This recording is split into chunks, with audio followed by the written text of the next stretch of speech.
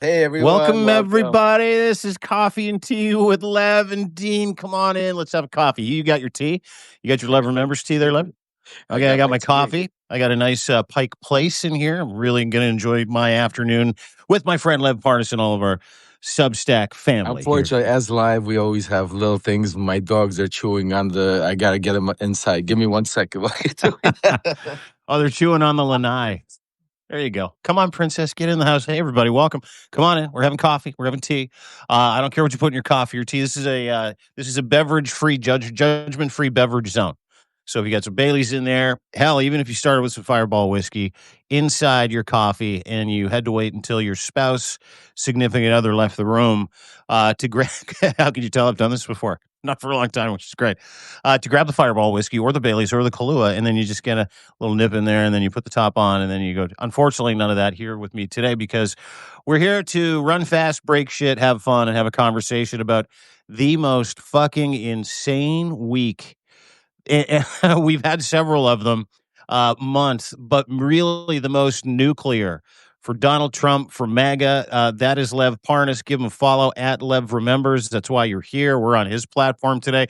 I'm over at deanblundell.substack.com. We chase this shit down because we are you, and we also have some insights. And my friend Lev has got some real insights as to what the fuck is happening in the White House today. MAGA is on its knees. The Epstein files are coming out. You're watching like a mass defection of the GOP. Susie Wiles, knives out for her as well. Donald Trump, if you're not fucking guilty, don't act like it. Where do we start? Because all of this is good news for you, me, and everybody that's watching today.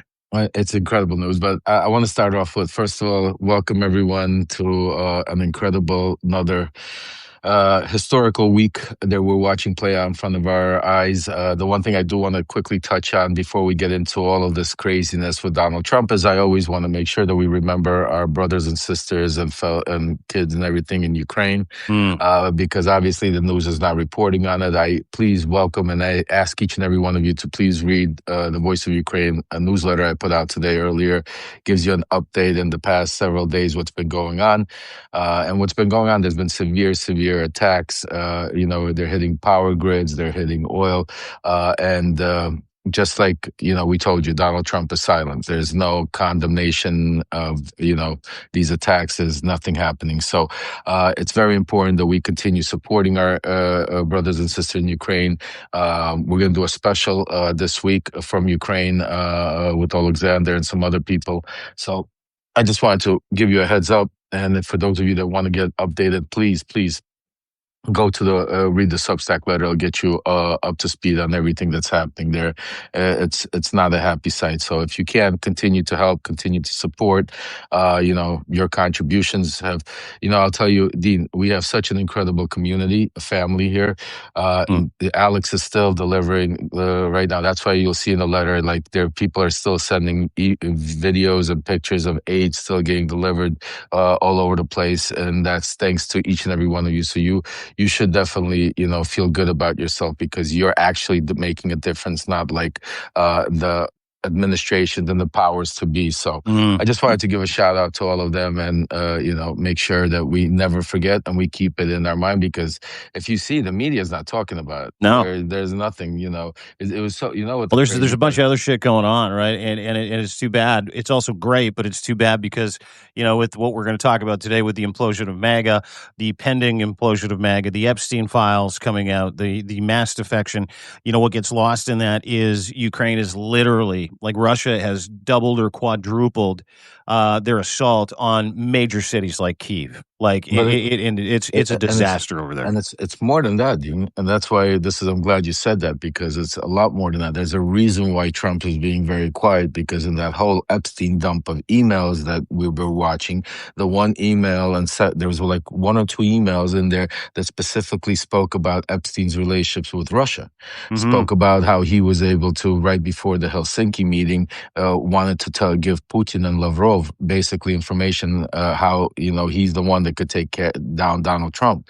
There was email between him and Michael Wolff talking about it. So what I'm saying to you is there's a lot more when it comes to the Epstein files that ties into Russia and the attacks in Ukraine. The attacks in Ukraine is one thing, and that's something that is we need to be able to support the people there and make sure that they're able to survive, especially the crucial winter that's happening there right now.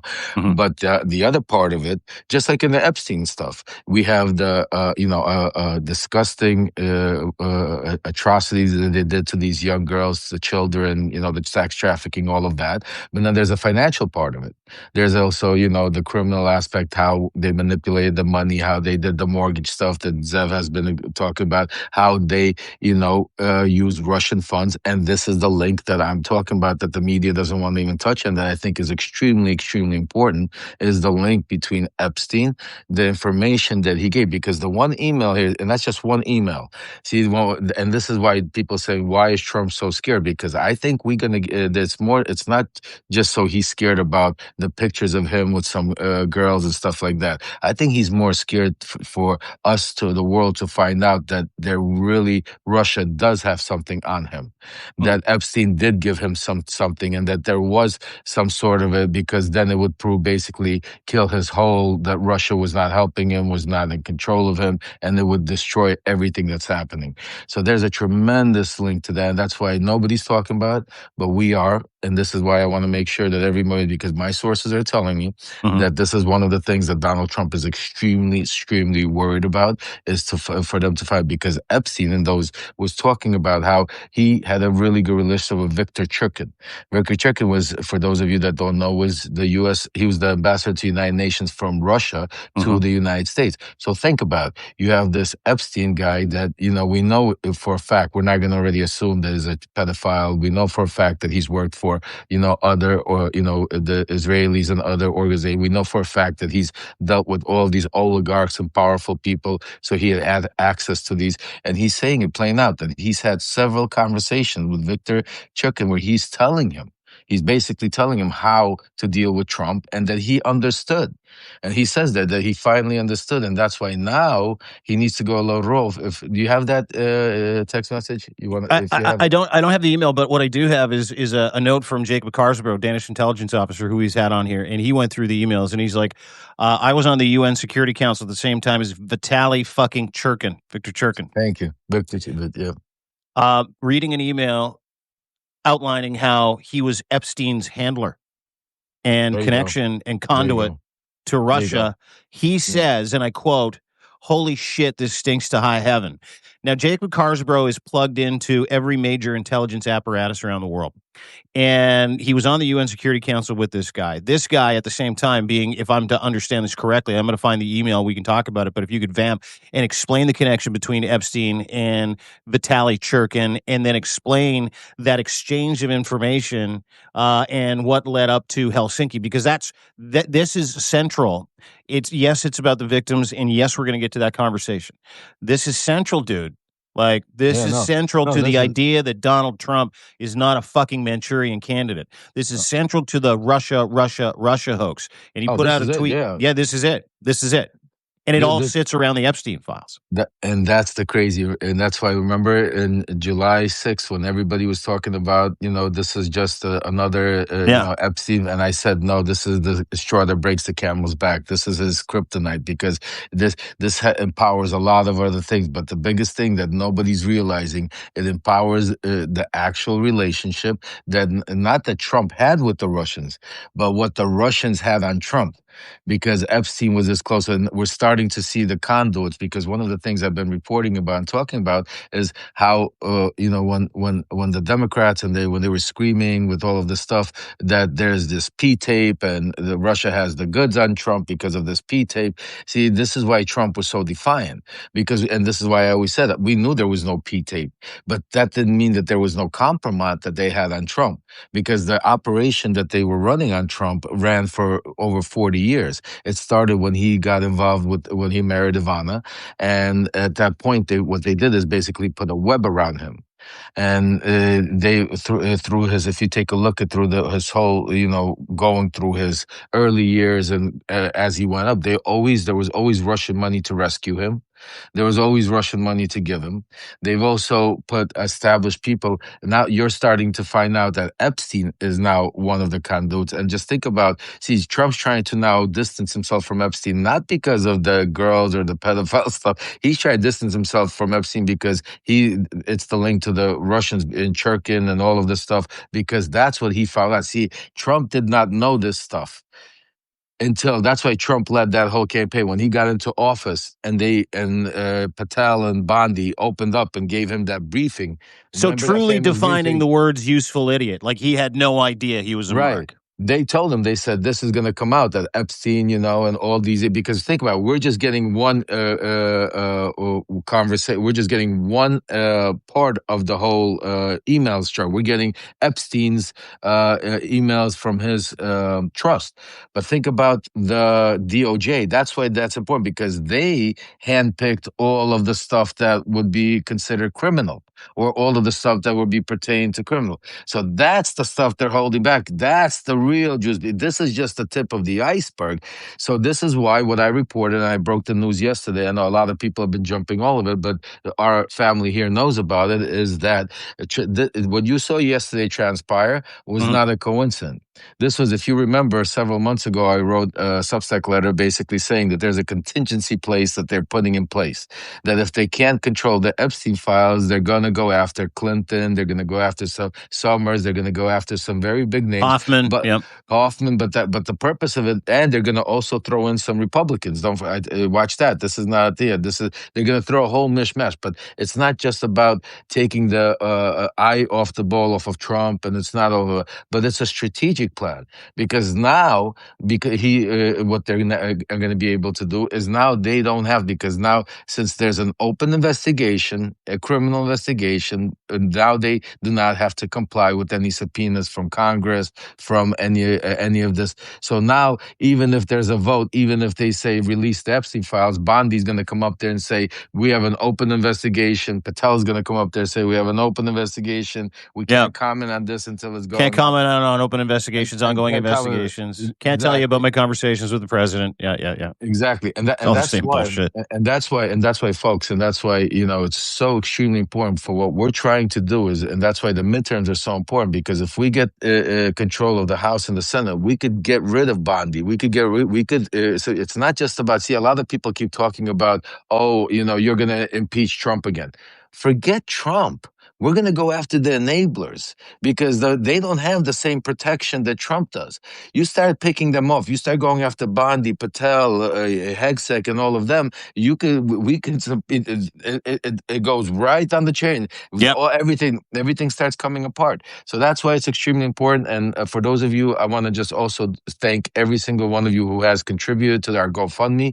The GoFundMe is doing really good. I want to thank you, but I want to be honest with you guys. And if you have it, please post it there, because to make sure, we need to keep spreading it wide. We need to be, for those of you that have it, put it up there.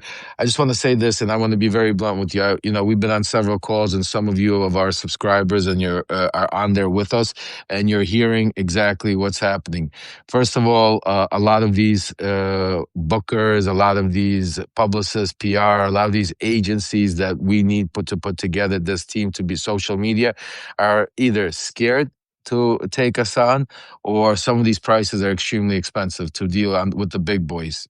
So I want to make it very clear that what we're trying to do, this is just the first step. We're going to need a lot more, and but the first step needs to be grassroots. We Mhm. can't be relying. We can't be dependent on anybody out there with their agenda. It has to be our agenda, and our agenda is very particular, to be able to go in to places where the Democrats can't go, and to be able to speak truth to power. So I want to thank everybody for all your kindness and doing it. And I know it's tough.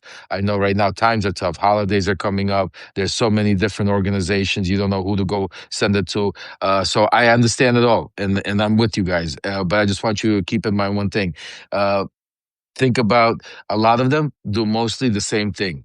we are unorthodox. What we're about to unleash, what we're about to do, is a totally different ball game. It's totally different. So, for those of you that follow us, so I just wanted to throw that out there to make sure you guys know that, and thank each and every one of you that are supporting it, because we're getting started. We're already, actually, just as an update, we're working on, right now, our first trip to Washington D.C., to North Carolina. We're going to do some events in Florida right now. So we're doing with what we can, and we're going to keep moving, and we're going to keep plowing. So that's why we just need your support, and keep rocking and rolling, because we have some surprises lined up for Donald Trump. Go ahead, Yeah. Dean, because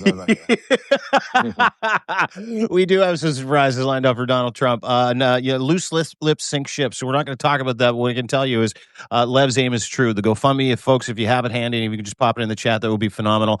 We are you, but we also have a little bit of agency in different capacities. And so we're going to start pressing that button, putting our thumbs on the scales. To that point, I want to get to this email, and then we're going to talk about picking off the weak members of the herd, because you are 100% right. The Republican Party, MAGA, the GOP, and it was referenced this way, and I'm going to steal the reference from a friend of mine, is nothing but a bunch of people standing in the same line with a knife in front of them to shiv the guy in front and a knife in their back, getting ready to be shivved by somebody else right now. We are looking at what could be not just a mass defection, and you're going to see that this week with a vote in the House on the Epstein files.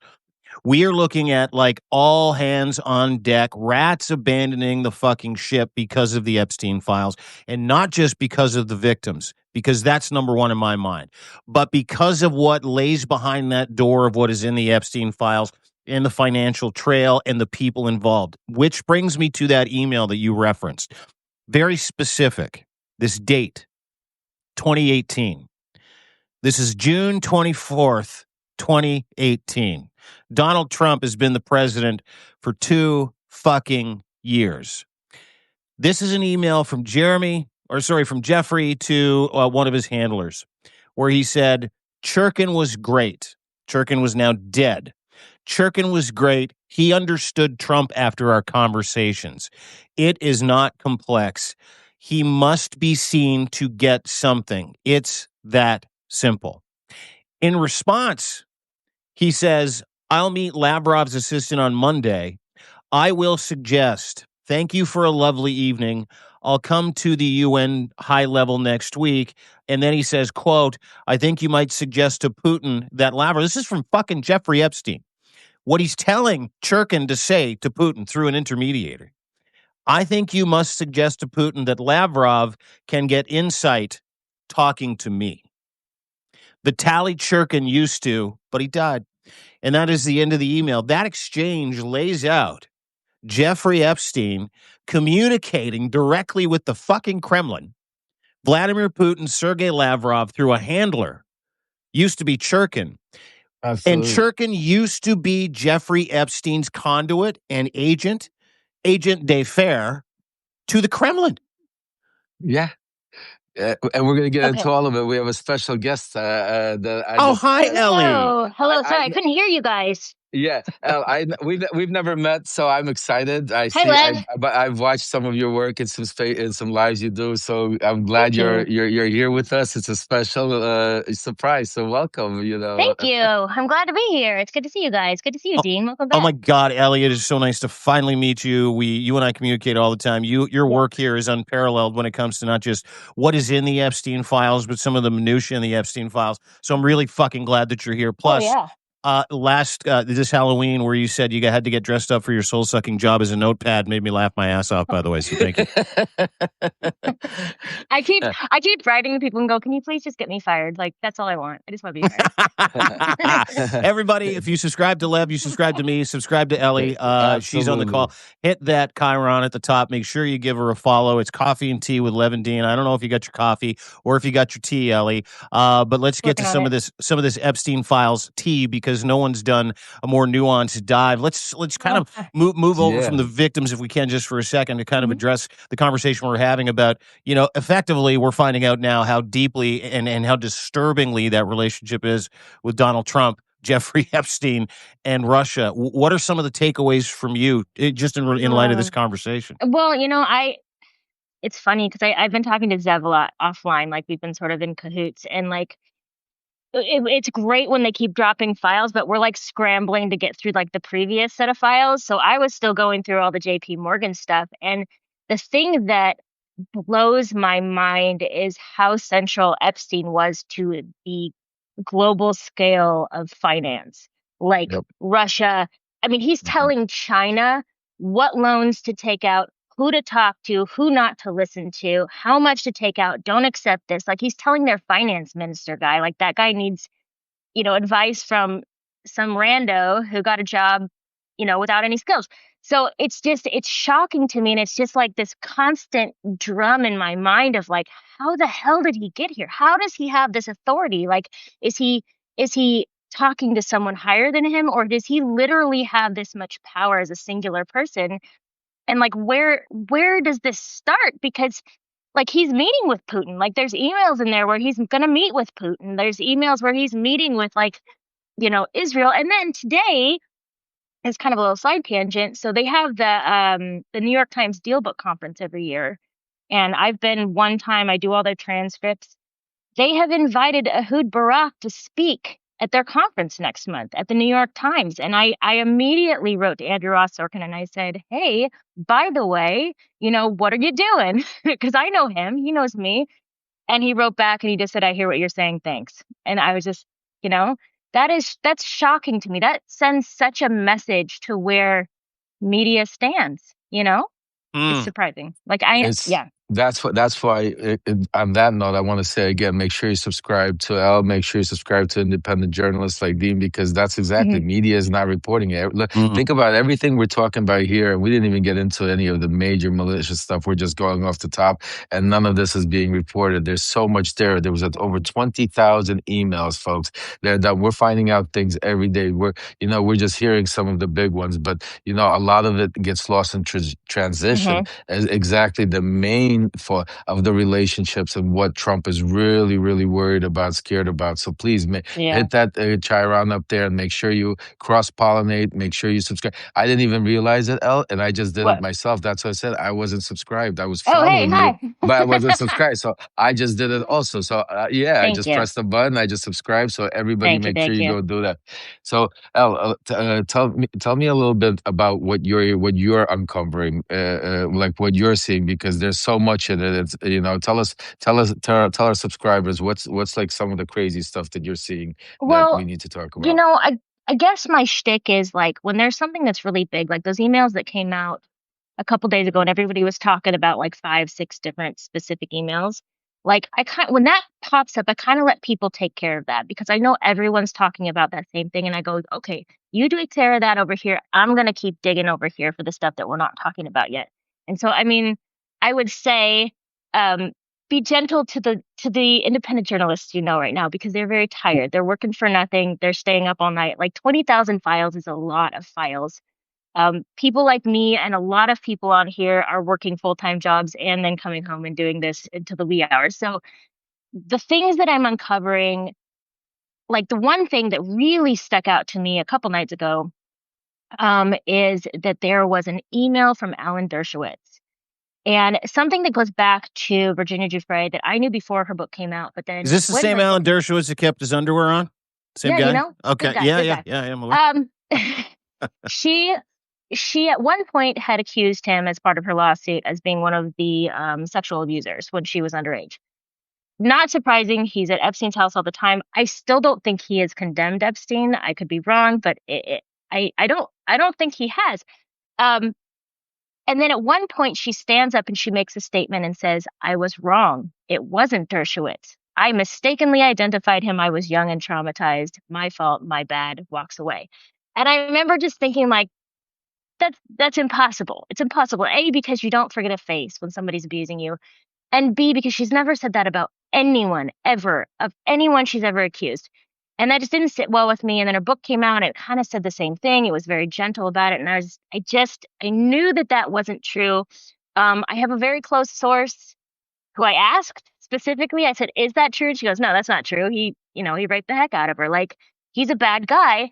But then I'm digging through these emails and just before I went to bed, it's like 1 o'clock in the morning, just before I go to bed, one pops up and it's from Alan Dershowitz. and it's to Virginia's lawyer, David Boies, and it says, this is what she has to say. And it's the exact statement that she said. And I I thought, got there goosebumps. it is. There Are it you is. fucking serious? I I got am goosebumps. absolutely I serious. got Yep, I goosebumps. posted it. So you can go back through my notes, but I posted it. But it's like literally the exact statement that she said. And I thought, there it is. There is the proof that she was threatened and forced to make that statement. You know, and then he walked Wow. away with $4 million. So it's like, I don't know.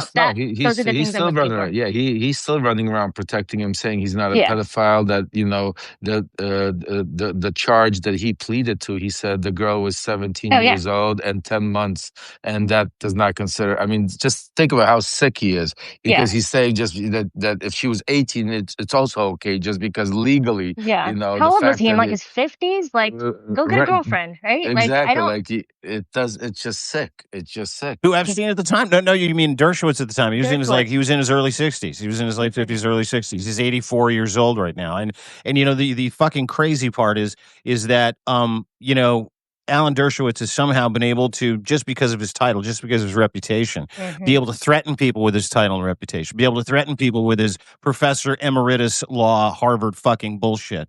And that's the crazy part to me. And Alan Dershowitz is no shrinking violet. He'll sue the fuck out of anybody. And he managed to get $4 million from a victim that he allegedly raped, and also threatened into making a fucking statement that you have uncovered that somehow nobody's talking about. And that is the fucking shame, is that we've got these independent journalists. To your point, everybody go and subscribe to Ellie right now. Go do it. Absolutely. Go do it. Ellie Leonard, go do it right now. Go subscribe. Give her a paid sub. She is absolutely incredible at this. Not only is she incredible, is she's bulletproof, and her aim is true.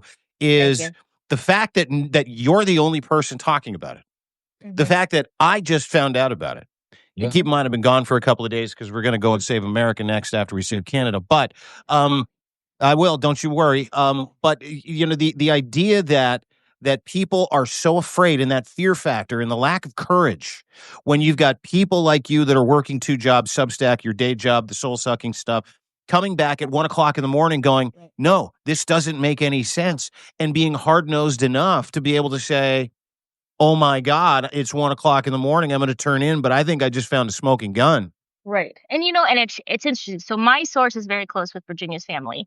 And so I immediately sent it to her because I was like, they need to see this, because they know this. I mean, they know that to be true already. They're her family. But I was like, everybody needs receipts. Like, we need receipts, because I believe these women. I believe them. But there's a whole hell of a lot of powerful people that don't. And so we need those receipts. And so, like, my stance on all of this is, I don't need a scoop. I don't need to be like breaking a story. Like, if I find something like that, I'm going to send it to everybody that I know that has a bigger platform than I do, because I just want that to be like slammed on the front page of some newspaper somewhere, so that Alan Dershowitz goes to jail. Like, that's all I care about. I don't care about breaking news. I care about bad people going to jail. And so when I found that, like, I immediately sent it to my source. I immediately sent it to Zev. Like, I sent it to there's a guy, I forget, David Enrick, I think, who's from the New York Times. So he's on my Signal. I sent it to him because he was like, send me the stuff that I haven't found yet. Like, I just sent it everywhere because I was like, I don't care if I'm the first person who says this. Like, I just need it. I just need this information to go somewhere and do something and like change policy and throw people in jail. Like, that's all I care about. Al, I'm the same way. That's what I built my platform about. I tell my subscribers the same thing. It's all about getting the message out. That's what it's about. It's not about, we're not here to try, get some credit. We're not here building a reality show. We're literally here trying to save our democracy. This is, and sometimes, it feels like people, don't realize it and forget about it because, but this is really, really serious stuff. Just think about what we're talking about. We're talking about Alan Dershowitz, who was Trump's attorney, who's still running around free and clear, all of this stuff that is connecting it. That's just one of the powerful people. We saw emails about Steve Bannon. We saw emails about Elon Musk. We saw emails about Peter Thiel. We saw emails about, and again, I don't care if you're a Democrat or if you're a Republican. It doesn't matter. You did something wrong, you go down. And that's why, it's not about, this shouldn't be about right, left. This should be about right or wrong. And that's the important part. So, El, thank you so much for coming up, for being with us, for fighting support. And if you need anything, DM me. And now that we subscribe, we should do some lives together. But yeah, absolutely. I love it. Definitely. Keep up the fight. Thank you so much, guys. Bye, guys. Everybody go We'll talk to you soon, El. El. Absolutely. Okay, bye, guys. Bye, guys. That's us. Oh, she's fucking unbelievable. You know, and that's it was a surprise. I saw her up there, and I was actually just watching one of her shows not too long ago. I was on a live, and I was like, I gotta get in touch with her. And I saw her pop up. I was like, let me take a shot. And she was great. She came up. Thank you, El. Definitely, guys, go subscribe. You know, it's like independent journalists, like you say. I know what she's talking about because I haven't been able to speak to my son literally in 2 days. I spoke to his wife, and she's like, he's buried and ripping apart these emails, and this is what should be done. Instead, if you turn on all of the CNNs of the world, everything there, it's the same three text messages that they're talking about from 3-4 days ago. It's the same story, regurgitation, and just enough is enough. And listen, if you ask me, there like, even just that conversation with Ellie, and you'll say the same thing. I mean, the Churkin email is worse than the other emails. The Dershowitz email is worse than the other emails. There are so many other emails that are so much worse that point to Donald Trump just by volume alone, Lev. Like, what was it, 23,000 pages? Donald Trump is mentioned over 2,300 times, almost every page per ratio. He is mentioned 22 times more than anybody else not named fucking Jeffrey Epstein or Ghislaine Maxwell. Just think about it, and think about how he talks about Donald Trump. Think about, I mean, this is they hated him. They fucking mocked him. This is the whole thing, and this is what I always talk about. Even when I was in MAGA, I'll never forget. This was the same thing. Like when Trump was there, they'd all kiss his ass. When Trump was around, they would all make fun of him. They would, I mean, it didn't matter. They would all make fun of him. It didn't matter if it was Rudy or if it was Victor. They made, Don Jr., they would all make fun of them, and Don Jr. would make fun of his dad? No, they would make fun of Don Jr., I'm saying to you. Oh. That's fucking easy, though. Yeah, that was an easy one. But you know what I'm saying to you? And it doesn't change. And then you could see this actually going on continuously and happening even right now. So, I mean, listen.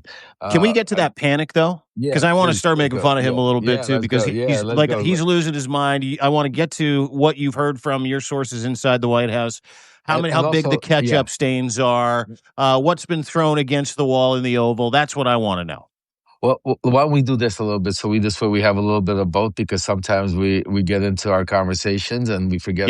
So Q&A. Let's do a little Q&A. Maybe see if anybody else wants to come up here, and then we'll get back to some of the stuff going into also. So this way we don't forget you guys, because part of what this is for you guys, for the paid subscribers, for the subscribers, for you guys that are building our family. So, Deed, if you see any questions, go up there. I'm going to go take a look at our chat. A lot of people were putting questions in the chat.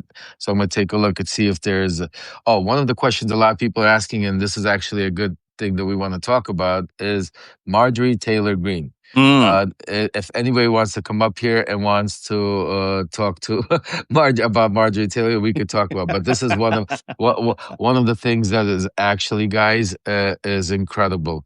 This is really, really, really, really becoming a major issue. It's huge. It escalated yesterday. Let me read you a couple of emails. So Marge has come out hard against Donald Trump, to your point, and everybody's asking, but what about Marjorie Taylor Greene? It's over. The Marjorie Taylor Greene Donald Trump love affair is not over, but they're now going at each other like cats and fucking dogs. Donald Trump tweets 2 days ago, Marjorie Taylor Greene is a disgrace to our Republican party. Then he lines this bad boy up. We're going to be heavy on Truth Social tweets this week. She's a disgrace to the party. Yeah, she wasn't when she was talking about Jewish space lasers, but somehow she's now holding this guy accountable, or at least trying to, and now she's a fucking disgrace. He says, and I quote, this is November 14th, 8:31 p.m., Donald Trump's Truth Social post. I'm withdrawing my support and endorsement Congresswoman Marjorie Taylor Greene with the great state of Georgia. Over the past few weeks, despite my creating record achievements for our country, including a total and complete victory on the shutdown, oh my God, closing borders, low taxes, no men and women's sports or transgender for everyone, ending DEI, stopping Biden's record-setting inflation. The reason why I haven't caught my breath yet is because we haven't seen a period, by the way. Stopping Biden's record-setting inflation, biggest regulation cuts in history, stopping 8 wars, rebuilding our military, being respected by every country in the world as opposed to being the laughingstock, still no period. And we were just 12 months ago having trillions of dollars, record-setting, invested in the U.S. say still no fucking period, and having created the hottest country anywhere in the world from being a dead country over the past 12 months ago and from so much more, all I see still no period. This is the most incredible run-on sentence ever. All I see wacky Marjorie do is complain, complain, complain. We now have an exclamation mark. So there's the end of the longest sentence in the world. It seemed to all begin when I sent her a poll stating that she should not run for senator or governor. She was at 12%, didn't have a chance, unless, of course, she had my endorsement, which she wasn't about to get. She has told she has told many people, fuck, this guy's such a small man. She has told many people that she is upset and that I don't return her phone calls anymore. But with 219 congressmen and women, 53 U.S. senators, 24 cabinet members, almost 200 countries, and otherwise normal life to lead, I can't take a ranting lunatic's call every day. It gets better. I understand that wonderful conservative people are thinking about primarying Marjorie in the District of Georgia, that they too are fed up with her and the antics, and if the right person runs, they will have my complete and unyielding support. She has gone far left, even doing The View. Jesus Christ. With their low IQ Republican-hating anchors, thank you for your attention to this matter. Make America great again. That's insanity. That is a guy on his fucking back right now, wondering if he's going to make it to tomorrow. That is dementia. I don't know who has access to his phone, if he just dictates this to somebody, but you did him dirty by allowing him to put that out. Dude, he is, and here's the thing, it gets better. It gets better because he's not only fucking losing his mind about Marjorie Taylor Greene going, I'm not endorsing her anymore.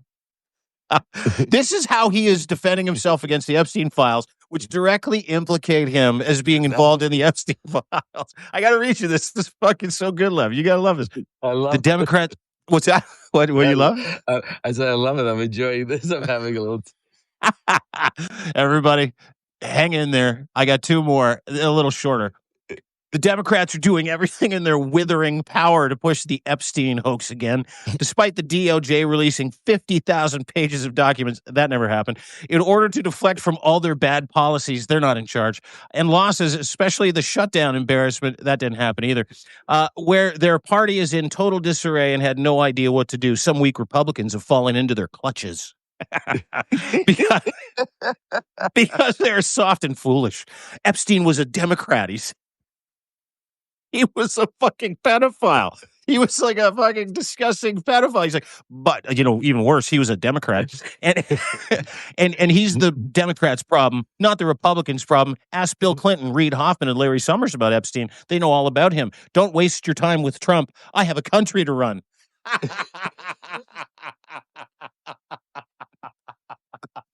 Don't look at me. Look at those guys. I'm busy running the country. I don't know what to say. And then he puts this one out about an hour later. Now that the Democrats are using the Epstein hoax involving Democrats, not Republicans, to try to shut down and deflect from their disastrous shutdown, all their other failures, I will be asking AG Pam Bondi and the Department of Justice, together with our great patriots at the FBI, to investigate Jeffrey Epstein's involvement and relationship with Bill Clinton, Larry Summers, Reid Hoffman, J.P. Morgan Chase, and many other people and institutions to determine what was going on with them and him. This is another Russia scam with all the arrows pointing to Democrats. Records show that these men and many others spent large portions of their life, not time, their life with Epstein and on his island. Stay tuned, everybody. Your thoughts? Well, first of all, I want to just say to everybody out there, none of this forgives Marjorie Taylor Greene for being who Marjorie Taylor Greene is. Correct. None of this, excuses the nasty, all the garbage and all the bad things she's done over the years. So, with that said, this is fucking incredible.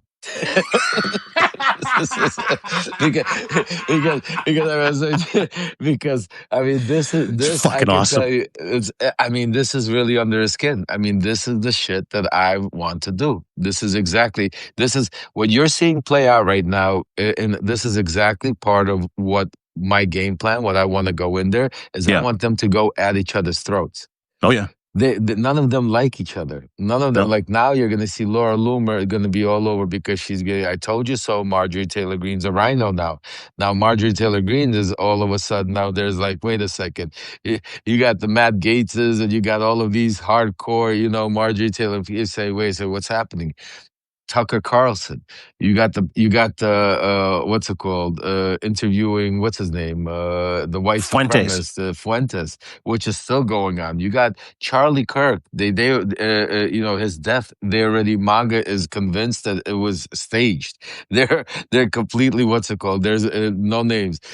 There's now Joe Rogan talking about how even Trump's own assassination, might be something funny about that shooting going on there. This is insane, folks. This is when we right now. Why I say right now is not time to relax. Is not time to sit back. Not time to gloat or joy or nothing. Trust me, because we have Donald Trump's not giving up that easy.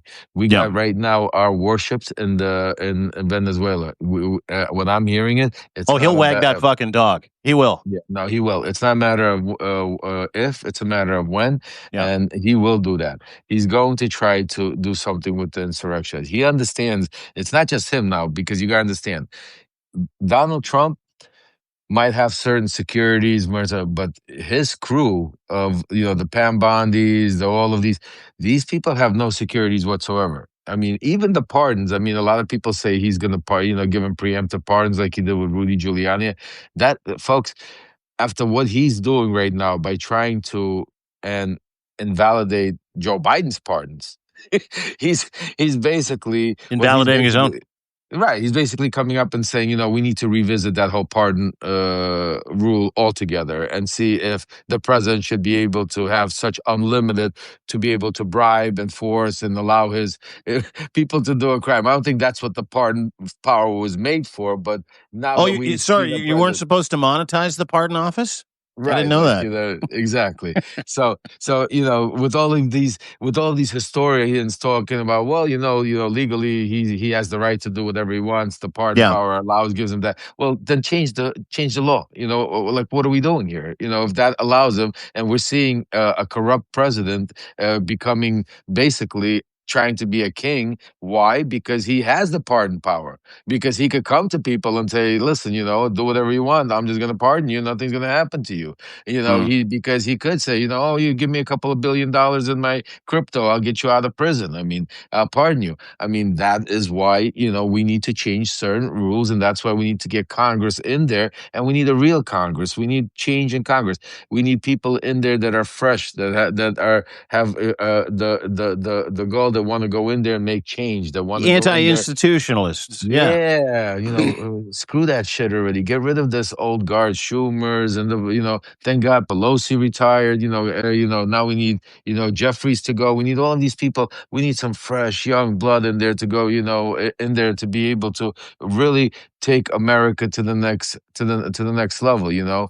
Because this old regime is just basically like that's like drags us down like what's that when you stand in quicksand. Yep. It's like quicksand, and the more you try to get out of it, the more it drags you in there. So listen, I want to I love having these coffees with you on Saturday mornings. That is Lev Parnas. Lev remembers, give him a sub. Dean Blundell at substack.com or something like that. You'll find me. You go there. Please subscribe and please share this. Please hammer those hearts. Really, really important, because we want to get to the top of the algo. We want as many people to hear what we have to talk about, because the number one question that I've seen in the chat, and we're going to get back to a couple of chat questions here. Please, if you're a paid sub, put your questions in here. Q&A is a big part of this, and we want to drive you. We want you driving the content boat every Saturday morning when we have coffee. But one of the big questions was, and it was referenced a little bit earlier, what are you hearing about the panic inside the disco? Like, what are you hearing about what's going on in the White House, in the Oval Office? Because, he's using the Situation Room, inviting crazy Lauren Boebert in with her vape to talk about, Mm. hey, let's get your name off that discharge petition. Now, there's an uprising and a floor crossing that's coming when it comes to this vote. 40 to 50, I'm hearing, maybe more, are going to. They've got an escape hatch, and they're going to vote to release the Epstein files. But which is awesome. I'm really excited. I really hope it happens. But what I'm really interested in is the Schadenfreude, which is my favorite German word of all time. The Schadenfreude going on inside the White House and the panic within the Trump regime right now, specifically his state of mind. What are you hearing? Oh, he's off. He's off the rails. He's on the phone, screaming, threatening congressmen because you're 100% right. What happened with Lauren Bobbitt backfired on them. He wasn't in the Situation Room. I'm hearing it was Pam Bondi and Kash Patel that were there with him, with her, putting pressure on her. He made phone calls, and and I'm hearing also from sources on Lauren Bobbitt's side is that she came out even more with more questions than answers, basically saying to somebody, heard her saying basically something to the fact that Trump, why won't he just show the records? What is he so scared of? What are they trying to cover up over there? So even Lauren Boebert, he couldn't get her across the line. But what he's more concerned about right now is, like you said, the onslaught of congressmen they're gonna and congresswomen they're gonna when the vote comes down next week, and that's crucial because then that's gonna put pressure on the Senate, which was another place he's making phone calls already using Lindsey Graham and others, where he's trying to push to make sure that if it gets to the Senate that they try to shut it down there. But getting back to the Congress, I actually spoke to and I had Congressman Don Bacon on my Substack. I've spoken to others in there, and I'm here. He's definitely going to be voting. Also, yes, and I'm hearing a lot, maybe as high as up to 100. Up to 100 congressmen and congresswomen that are planning to flip. Say yes to the discharge petition, right? Yes, to say yes to the discharge petition. And that is why and I wrote yesterday at 10:30 at night when I got the phone call, why they initiated. This is a contingency plan, which I wrote about months ago, which they initiated yesterday because the only way now they could block giving information without Trump being the bad guy, because they understand that after his phone calls to Congress and Senate, he understands that it's a tsunami, it's a wave, a tidal wave that's coming, he can't stop. And he knew it was going to hit his desk. And at first his reaction was, screw it, I'm not just going to sign, I'm going to veto it and get rid of it, and that's it, and we're going to move on. And that's when the team got together and they gave him the better idea of throwing Bondi under the bus, and having her be the scapegoat like she was last time, basically reopen an investigation that she said there was nothing there, that so just think about what they're doing, the strategically. I mean, they basically came out July 6th and said there's nothing there, that's it, the investigation's closed, there's no criminal activity. In the past several months, they've sent the deputy attorney general to meet with one of the co-conspirators and the child predators and the person Maxwell in her, I was going to say hotel room. That's where she's going to be next, probably. Might as well. Yeah. Visit her in prison. Again, and in that, out of that conversation, there was no tapes when they revealed the tapes talking about, looking into criminality. There was no cases opened up afterwards. There was no investigation happened. Again, they basically said there's nothing there. Trump is basically never knew Epstein. Epstein never did anything wrong. And because of that, she got a nice little change of address, a puppy, some Uber Eats, and now she's looking at getting a commutation or a pardon because of all of that. You know what I'm saying? Well, dude, even on Air Force One the other day. So again, the Truth Social tweets are one thing. The visual and verbal responses from this moron are something completely different. He was asked on Air Force One, are you still looking at a pardon for Ghislaine Maxwell? He's like, I'm looking at it. And, I don't know if it's the dementia or not. Probably not the fucking smartest thing to say when this whole thing is bearing down on you. But then she asks another question about the Epstein file, same reporter, and he looked at her and he goes, quiet. Quiet.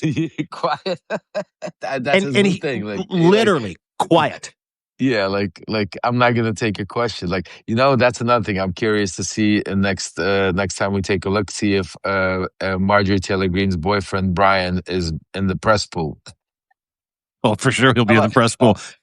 well, you don't know. I want to see. I mean, what is going on? He's like Trump's press roll cage, right? He's like that thing that protects him, where you can feed a friendly question I in, mean, yeah, help the guy out. but now there's trouble at Oh home, yeah, bro. trouble in Yeah, paradise, right? yeah. Yeah, So Marjorie. He's like, yeah, fuck Marjorie Taylor Greene. And Marjorie Taylor Greene yesterday's like, you know what? Fuck that guy.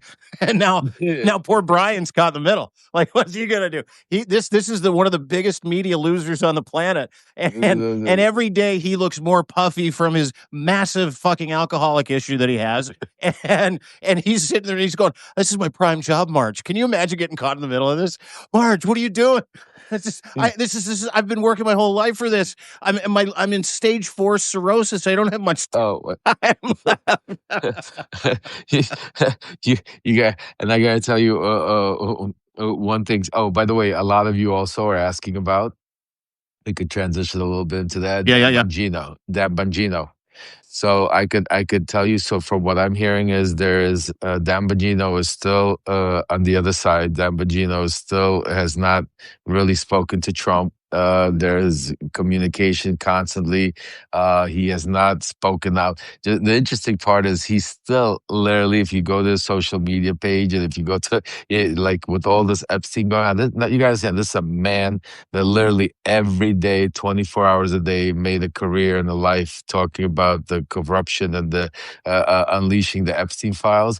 Yeah. And with 20 with all these drops and everything, you don't even hear his name. You don't see him at the White House. You see Cash Patel, and even with the Lauren Bobbitt, you saw Cash Patel and Pam Bondi at the Situation Room. He's nowhere to be found. You haven't seen him at the White House. You haven't seen him stand behind Trump in the Oval. You haven't seen Congressman Ro Khanna has mentioned it on TV. Me and him have spoken about it just a couple of days ago. He was on CNN. He's also mentioned it, and I'm glad he did. I've also spoken to her, so that's part of our plan. Part of my plan, and I know Dan Bongino, and part of my plan is that once we get some of this funding in place, and once we get the team ready, and when I go to DC, I'm gonna confront Bongino. We're gonna basically do some interesting stuff to make sure maybe he's ready to come out. And if he's not ready to come out, we're gonna put him on the spot. I mean, just like Laura Loomer does to everybody else, we'll give him a little taste of their own medicine, where he can't hide. Where we have people everywhere asking him what's going on with the Epstein files. So I know how to do it, and we're going to do it. But I can't be myself in all these places. So we need a team. We need people, and that's part of the GoFundMe. Why we put it together, to be able to be able to grow quickly. Because the one thing we don't have is time, folks. Time is extremely the one thing we don't have. So Dan Bongino is somebody that I recommend, and I tell everybody, if you're out there, if the press is listening, if you're listening to what I'm saying to you, go out there, start asking the questions. Nobody's asked, even in the Oval. Ask the president, how's Dan Bongino doing?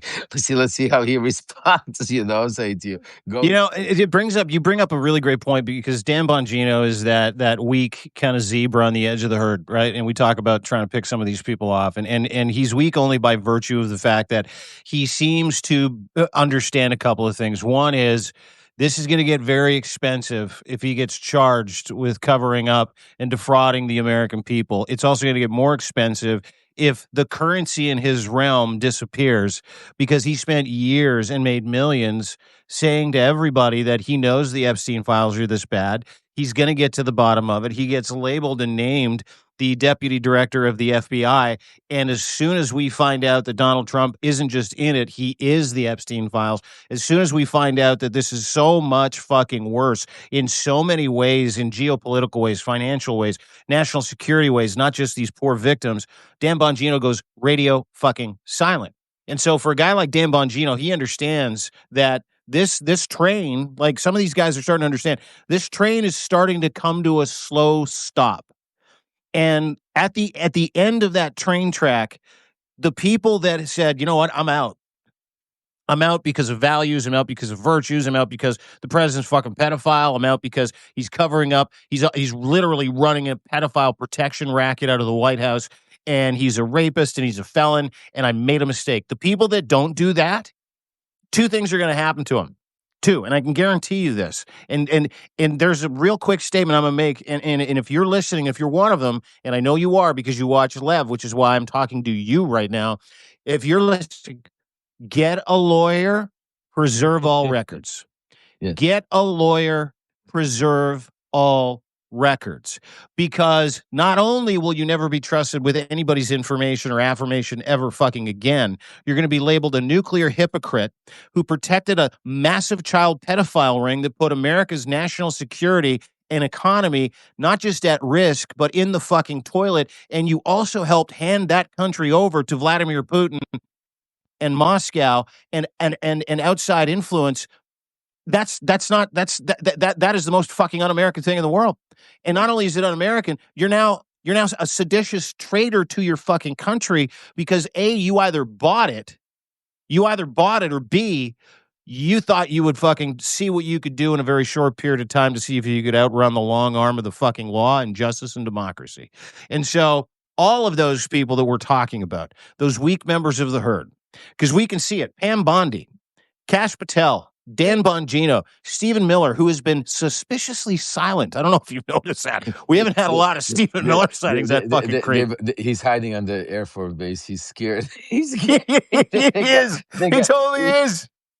It's incredible. I mean, these guys, to go out there and scream the shit that they scream and talk the stuff, and then they go hide on the military base. It's they're all gonna. I mean, listen, this is the incredible part. The one thing I want to tell everybody is, you see how good it feels to be on the offense. This is what I keep preaching for months and months. I keep preaching. This is part of exactly what we need to be. We need Donald Trump. We need MAGA to be on the defense. And what did we have? And what is it taking him on the defense? Think about what we've been saying all along. The Epstein files, the economy. Those are the main two things that are right now putting him on his ass. And that's, we don't need a million different things.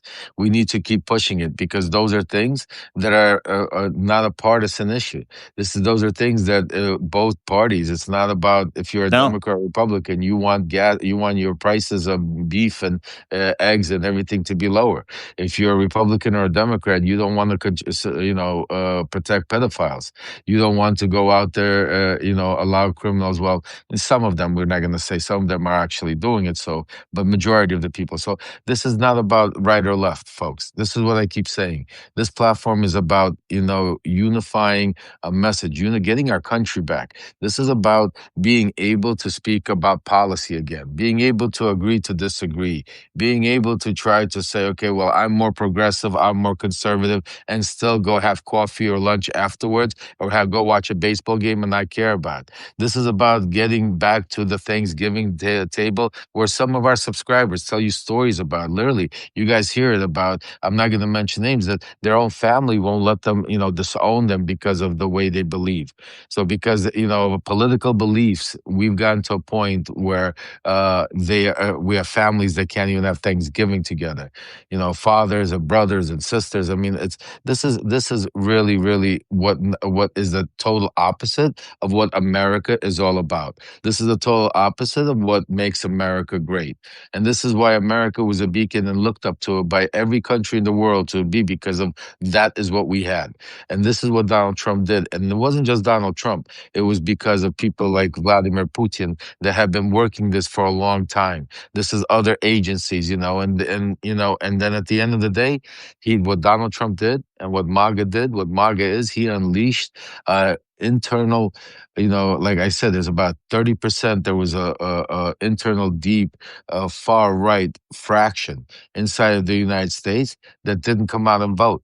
That was hidden. It was, and and that was part of our plan back in, 15, 16, to hit that part, to be able to unleash him. And it's like watching those movies, when you unleash, the criminals out of the cells and then they take over the prison. Well, this is what's basically happening. He basically unleashed them. And then also what he was able to is put him in certain positions of power. And now some of these people are not only are they unleashed, but they are in control and in power, like ICE, You know what I'm saying to you? Like, our military, Department of War now, a guy that runs on peace all of a sudden changes it to Department of War. You know what I'm saying? It's just like, so Puts it's 10,000 troops in the Mediterranean with their most highly powered aircraft carrier. I mean, that's not a peacetime president. It's words and works. You and I talk about that all the time, right? Like, he can say whatever the fuck he wants. What you see him do is completely different because he's a fucking pathological liar. And I hear Malcolm Nance talk about that all the time. Listen, I'll have a conversation with you about this guy, but you have to cover everything he says with the fact that he's a fucking pathological liar. While he says one thing to you, he's completely doing something else behind the scenes. Oh, 100%. 100%. And there's only a few people. See, you also have to understand why a lot of people say he's a pathological liar, because there's only a small group of people that really know what's really going on.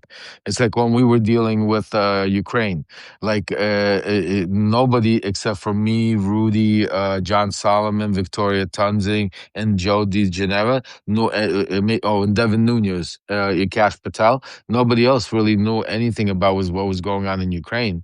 I mean, everybody else like Pompeo, John Bolton, all of the leadership. I mean, all of the diplomats, the Congress. Everybody else thought that there was one policy, and that's why I wrote my book, Shadow Diplomacy. Which that's another thing.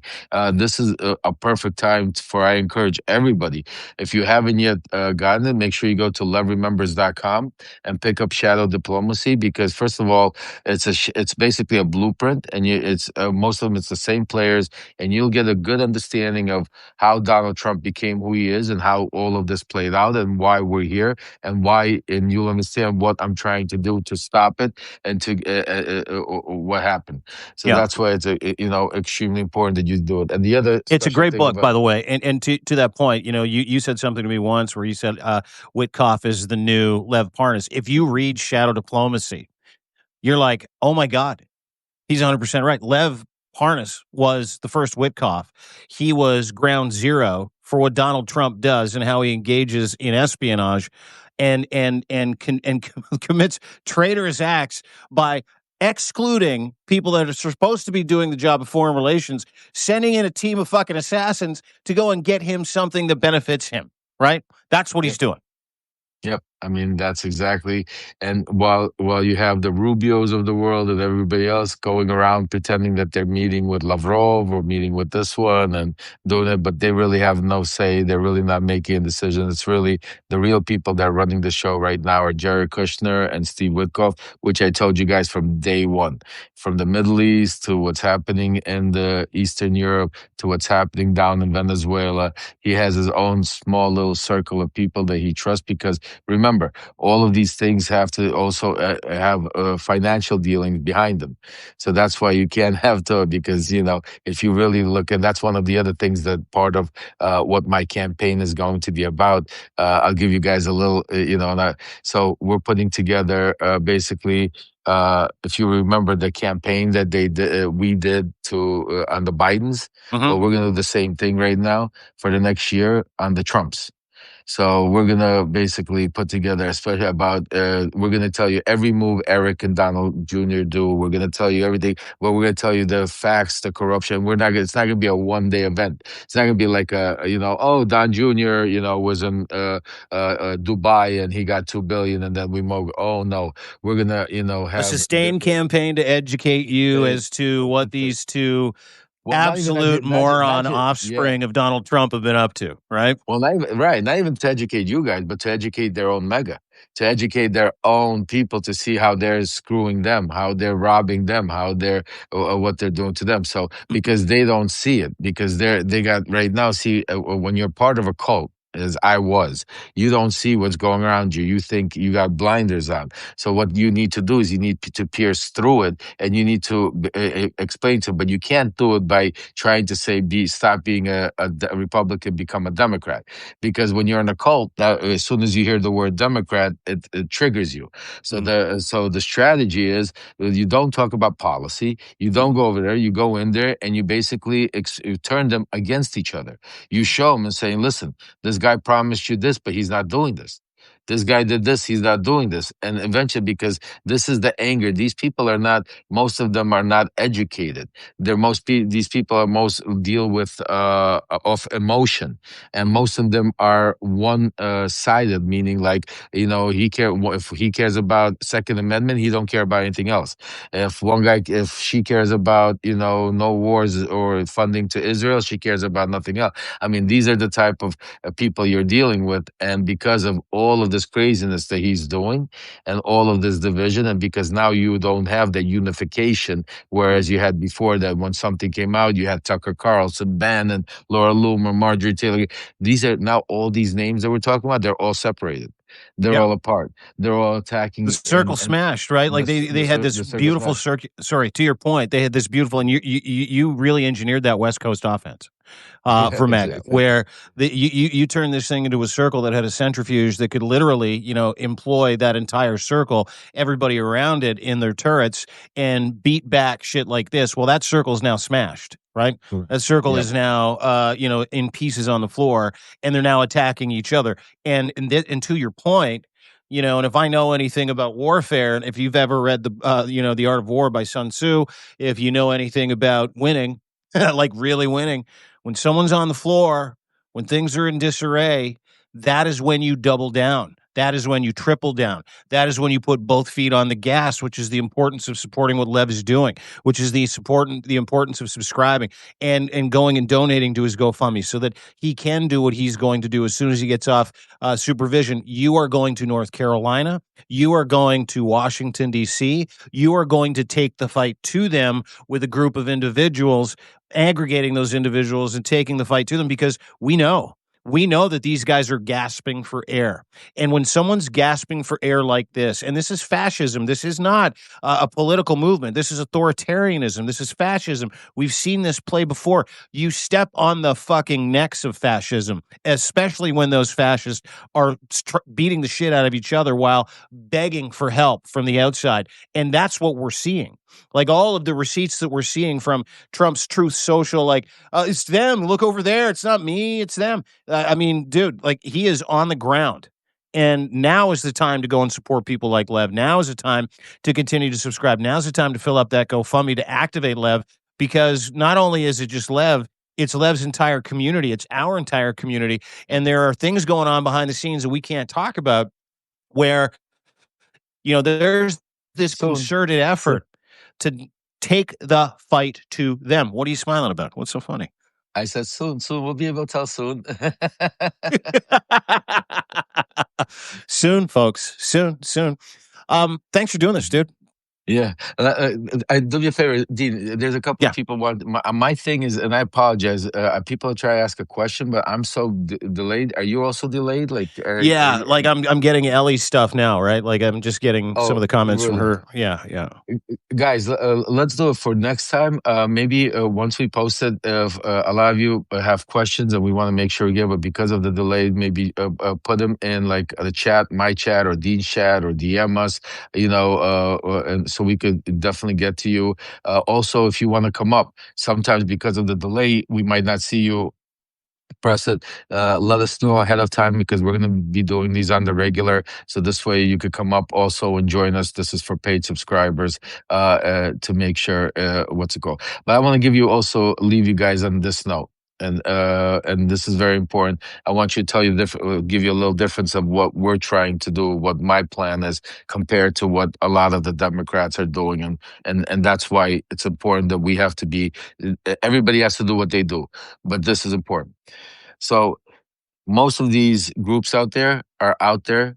It's not most, but all of them are out there debating policies. Yeah. They're trying to win back. They're trying to say you should stop voting for Trump because he's bad on the economy. He's bad on this. He's doing this. You should become Democrats because we're going to do this and this. So they're fighting for the vote. But there's also an interesting part what Trump did, what I want to undo what Trump did. And if I could undo what Trump did, then we win automatically. So Trump tapped into a group of people that never voted, that voted only, and that's why they come out only when Trump is there. If I could turn those people to just stop voting again because they're upset with Trump, forget about voting for a Democrat. Forget about voting for anybody. Just go back and stop voting. That's a huge win for us also. Because a no vote is the same thing as a vote because the margins are so thin. Yeah. So right now, our campaign is simple.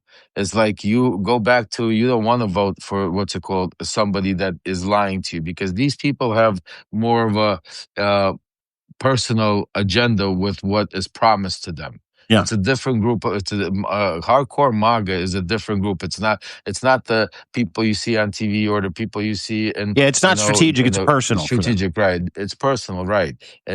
So that's why a lot of stuff like this Epstein stuff and other things is very personal, and he's crossed the line, and a lot of those fractions are split right now, and that is why right now is more important than ever because the midterms are right around the corner. We also, part of the plan is to go into all of these states where there are going to be tight races, to be able to do what the Democrats can't, to go and speak at at town halls where they can't be invited to be able to also very important to buy up airtime because one of the things though these far right channels like Fox and Newsmax, they're not gonna invite me up to go up there and destroy them, and they're not gonna have me as a guest. So we have to be strategic. We have to go buy some airtime. We have to put up some strategic videos to be able to commercials to play on Fox during their basically destroying all their stuff, forcing them to then have to be able to invite us on to be able to debate the stuff. There's a lot of strategic stuff that we could do, but unfortunately, and that's where they have an advantage over us is their funding is a lot more stronger. But we're getting there. We're getting there, and I want to say thank you to all of you guys because I know most of you are taking away from other things. Some of you are even taking away from gifts and other things to be able to donate to contribute to so we could be able to get this done. And the only thing I could tell you is I could promise you is we are all in. My whole family's all in. We are going to do whatever we can. I know Dean is all in. I know there's other players. I'm not going to mention their names, but when they're ready to come out, there's a whole team that we're assembling of people, of powerful people that are like-minded, that want to care about one thing, and that's to save our democracy, to be able to stop Donald Trump and his enablers doing what they're doing so we could get back to having a country where we could be able to, again, like I said, sit all around the dinner table, debate politics and laugh about it, and then go have watch a football game afterwards instead of never speaking again. Well said. And listen, to that point, Lev's got to GoFundMe. Let's slap that in the chat real quick if we can, to build a bigger boat, to be able to fund this fight, to go back to people, to build a team, to build a media network, to build adjacent partnerships. The one thing that's very, very important to me, and I know it's important to Lev, and you and I have touched on this, is to be beautiful stewards for these people that have put their faith and trust and financial trust in us by supporting us financially, whether it be with a subscription, whether it be with a GoFundMe donation, to be able to build this so we can fight for you and we can take the fight to them. And the reason why that's important, and I was struck by something the other day after we did our last, I think it was our Monday, our weekend roundup, is there's a gentleman that sent you a note. I don't know if you saw it. It was beautiful. And he's like, I want you to know not only did I donate, but my son who has Down syndrome gave me his allowance to donate to you as well, because we believe in you. And I need everybody to understand that. We're all called, everybody's called names when you partner with the public. None of this is grifting. Lev is as honest and a straight shooter, and the values and the virtues that man has to be not just good stewards of your good faith, the values and the virtues that we both share dictate that this is why we are here, not just to take the fight to them and partner with you, to be really good stewards and to be so grateful that we have a chance to partner with you. There's no greater fucking compliment than, and I believe this to be true, anybody can go get a job and work for anybody else, right? But when someone supports you with their time and their finances because they believe in you, that is the fucking ultimate compliment. And Lev knows that, and I know that. This is not going to be one of those projects where, we shut off a GoFundMe and then you never hear from us again. We are going to be in constant contact with you all the time. You have invested with us. We are invested in you. We're invested in this result, which is electoral change, which is the absolute fucking death and kneecapping of fascism in the United States of America. And that's why it's a cross-border effort. And you're going to start seeing more of that. You're going to start seeing Canada take the fight. You're going to start seeing people like Lev take the fight. You're going to start seeing Canada and America. You're going to see Americans and Canadians come together in this beautiful woven fabric of pushback. And that is why we're all here. So if you can hit that Chiron at the top, become a subscriber, please do so. If you can become a paid subscriber, thank you, thank you, thank you. We do nothing but do this for you because we are you. And to partner with you and to take you with us with an army of people at our back makes me emotional. It gives me chills because this is the goal. Excuse me, I'm getting a little choked up. So thank you all for joining us today for Coffee and Tea with Lev and Dean. Thank you for your interaction. Thank you for driving the content today. Thank you for your questions. We'll make some necessary changes next week so we can get to those questions in real time. Absolutely. To your point, it's a great idea. We'll take some DMs, but we're here for you because we are you and we love you. So keep taking that fight to the people. Keep supporting, keep amplifying, and more importantly, let's have some fun with this too, because there's I have a feeling we're going to get a few pelts out of this. Yeah. Listen, Dean's 100% right. For all the days we suffer, for all those days that we have that churning in our stomach, for all those days that we come home and we want to break the TV because of the news that's going on, for all those days, enjoy yourself, because like I said, mental health is a major thing. So yes, laugh about it, enjoy it. The guy is insane, as crazy it is, enjoy it, move on to this is good news. We're finally seeing the hard work of our communities, our words pay off, and just keep doing it. And there's a light at the end of this tunnel, folks. I promise you that. And eventually we're all going to be there. So Dean, I love you, brother. Love you, pal. Wonderful weekend. I'll see you on Monday. Monday, make sure 1:00. It's we're on Dean's channel. We're gonna be doing same thing, but on Dean's channel, it's gonna be the weekly wrap up. By Monday, we're gonna have a lot of breaking news because there's a lot of things happening over this weekend. It's just the beginning, folks. So make sure you tune in at 1:00 on Monday on Dean Blundell channel. Take care, Thanks, guys. Have a great weekend. See you Monday. Thanks, pal.